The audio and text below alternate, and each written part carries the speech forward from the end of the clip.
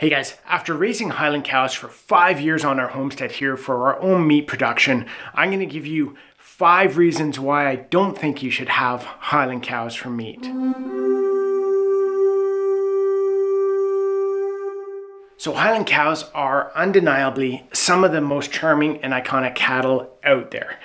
With their shaggy coats, their majestic horns, they're the kind of animals you'd want to put on a postcard. I just love seeing them, eh? But if you're considering raising them for beef, you might want to think twice.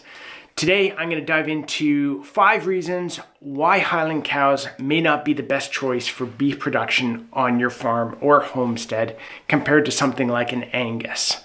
Let's get into it. So when it comes to beef, size matters, right? So first up, size. Highland cows are smaller than Angus cows. On average, a mature Highland cow weighs about 1,100 pounds, maybe a bit less sometimes, while an Angus cow can easily reach 1,400 pounds and more. The size difference translates into less meat per animal you harvest. If you're raising cattle for beef and every pound counts, the Angus simply offer more meat per head. Number 2 is the cost. The cost makes a huge difference for anyone on a farm or a homestead, and starting with Highland cows is typically higher than Angus. Highland cows are considered a specialty rare breed, which drives the prices up. Different colors can also drive the price up as well, and a single Highland cow can cost much more than an Angus cow.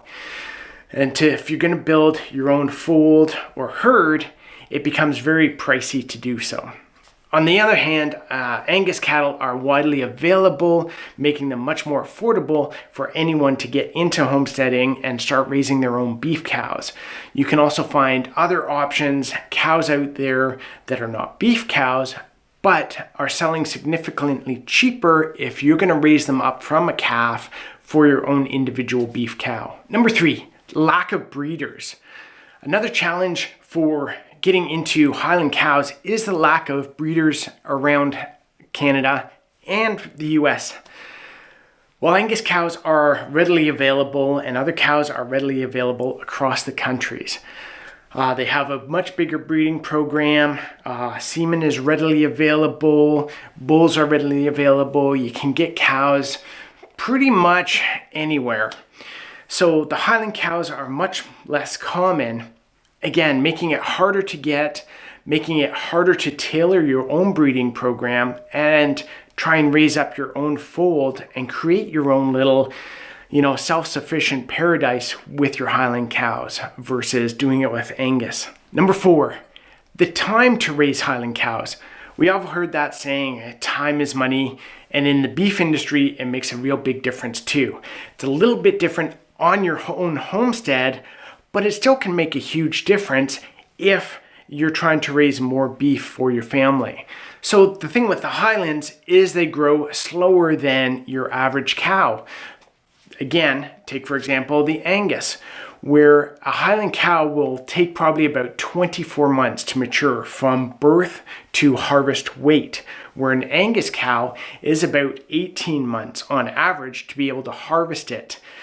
And that's about a 6 months different where you can continue to harvest cows, have a lot more beef, and make it a little easier for yourself. And number 5, a lack of commercial products on the market, which means it makes it harder for you to raise your Highland cow versus an Angus cow. So what I mean by that is alleys, chutes, crushes, water troughs, stuff like that, hay feeders.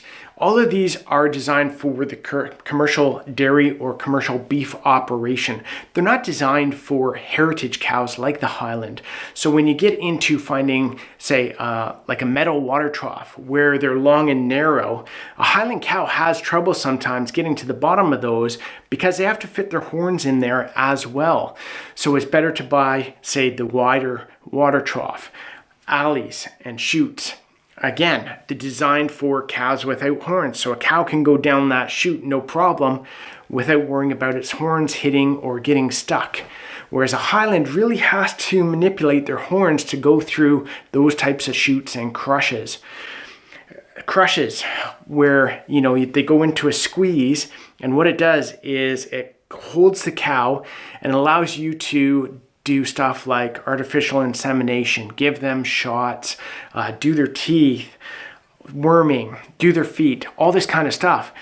And some of the head gates on that make it very tough to be able to catch your cow, or again, for the cow to fit through it for the proper timing to catch them and get them right into that squeeze. So there's very few squeezes, crushes, and alleys and that are out there on the commercial market designed specifically for Highland cows.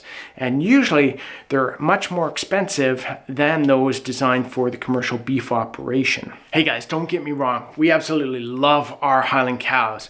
The meat, the rich tradition, the history of them, the hardiness. There's so many positives on Highland cows, but what I want to do in this video was give you some things to think about before you jump into getting a Highland cow for your homestead or beef operation or that kind of thing.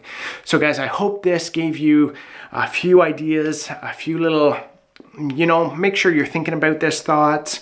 And if you have any comments yourself, make sure you get down there, hit that like, subscribe, and comment on what your thoughts are as well.